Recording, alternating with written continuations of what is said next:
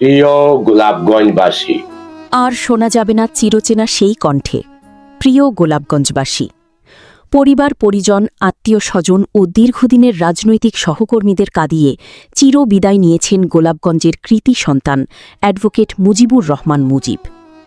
মধ্যরাতে হৃদরোগে আক্রান্ত হয়ে সিলেট হার্ট ফাউন্ডেশনে চিকিৎসাধীন অবস্থায় তিনি শেষ নিঃশ্বাস ত্যাগ করেন। ইন্না লিল্লাহি ওয়া ইন্না ইলাইহি রাজিউন। তিনি উপজেলার বাদেপাশা ইউনিয়নের বাগলা কেউটকোনা গ্রামের বাসিন্দা। মৃত্যুকালে তিনি সিলেট নারী ও শিশু নির্যাতন দমন ট্রাইব্যুনালের পিপি ও সিলেট জেলা বিএনপির যুগ্ম সাধারণ সম্পাদক হিসেবে দায়িত্ব পালন করছিলেন।